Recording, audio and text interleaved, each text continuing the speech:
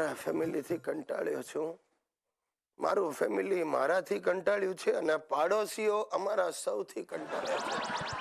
પાડોશીઓને થાય છે કે ભાઈ રોજ કેટલું આપવું, ચા ખાંડ મેળવણ ધર્માદાની પણ કંઈક લિમિટ હોય. આજે સવારે મારી બૈરીએ મને વર્દી આપી કે જાઓ સામે જઈને ઇન્દુબેનને ત્યાંથી ચણાનો લોટ લઈ આવો. હવે ઇન્દુબેનને ત્યાંથી લાવવાનો હતો એટલે આપણે રાજી થતા થતા ગયા. બારણાની બેલ વગાડીને કહ્યું, ઇન્દુબેન ચણાનો લોટ આપશો? બારણું ખોલ્યા વગર ઇન્દુબેને ઘાટો પાડ્યો, ચાલી જાઓ, કાંઈ નહીં મળે. અરે તમને આપીએ એના કરતા તો ભિખારીઓને આપીએ તો થોડું પુણ્ય મળશે.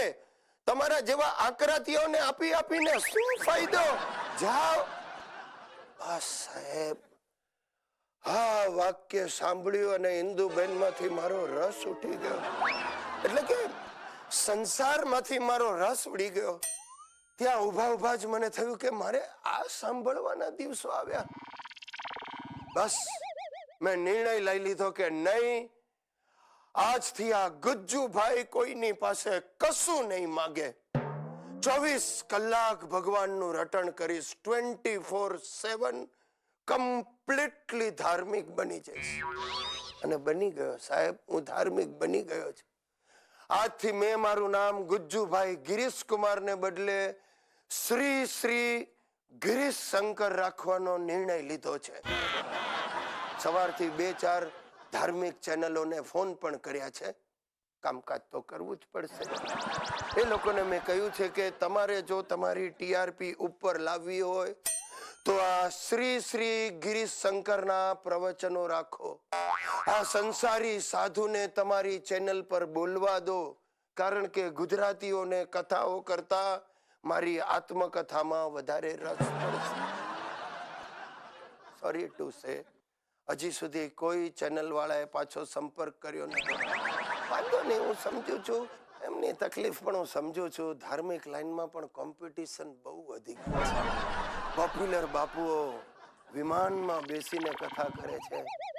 હા, શ્રી શ્રી ગિરીશ શંકર BRTS ની બસમાં ઉભા ઉભા કથા કરશે, ST ની બસોમાં કરશે, ટ્રેનમાં ઉભા ઉભા કથા કરશે. અરે આવતીકાલે તો હું મોટો ધડાકો કરવાનો છું કે હું અગ્નિ પર ચાલીશ. ખબર છે ભાઈ, મને ખબર છે કે આમાં હું ફ્લોપ જ જવાનો છું, પણ આવી જાહેરાત કરવાથી હું ફેમસ થઈ.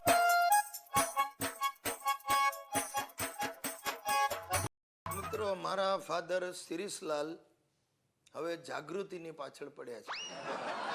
એ ગેરસમજ નહીં કરતા, જાગૃતિ નામની કોઈ બેનની પાછળ નથી પડ્યા, પણ એમને સમાજમાં જાગૃતિ લાવવી છે. બોલો, ભારે ખમ ભાષણો ઠોકે છે, સમાજ કો બદલ ડાલો. અરે શું બદલ ડાલો?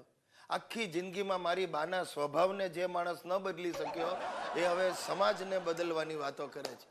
જાગૃતિ જાગૃતિ જાગૃતિ, હું જાગૃતિને લાવીને જ રહીશ. બાપુજી જરા ધીમે બોલો, આમાં આજુબાજુ વાળા તમારા ચારિત્ર ઉપર શંકા કરવા લાગ્યા છે. લોકોનું ચારિત્ર નીચું ગયું છે, એને મારે હવે ઊંચું લાવવું છે. આ બધું ઊંચું લાવવામાં હું નીચો પડી ગયો છું. તમને કહી દઉં, આ તમારા ભાષણો સાંભળીને 2-4 નબળી પાર્ટી વાળાઓએ તમારા નામની સોપારી કાઢી છે બહાર. મારા નામની સોપારી આપવા વાળાએ તો 7 જન્મ લેવા પડશે. આ પાન, સોપારી, મસાલા, આ બધા દૂષણો દૂર કરવા માટે હું સત્યાગ્રહ કરીશ. ધૂળ સત્યાગ્રહ કરશો તમે? આખી જિંદગી તમે મસાલા ચાવ્યા અને હવે લોકોને મસાલા બંધ કરવાની સલાહ આપો છો.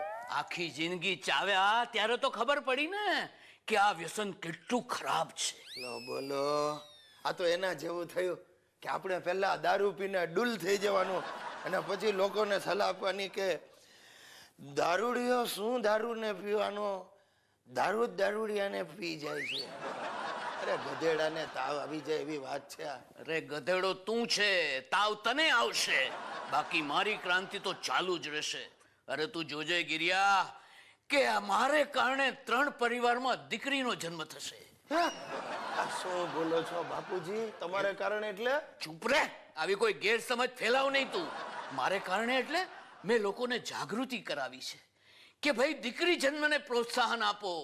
આ ડફોળ દીકરા કરતા તો પ્રેમાળ દીકરી સારી. હા, જોકે મારા કિસ્સામાં થોડું મોડું થઈ ગયું છે, પણ તું જોજે ગિરિયા, મારા કાર્યોની ઇતિહાસ નોંધ લેશે. ઇતિહાસ નોંધ લેશે ત્યારે લેશે, પણ આ તમારા કાર્યોને લીધે બાપુજી મારી ભૂગોળ અને ગણિત બંને બદલાઈ જશે એ નક્કી.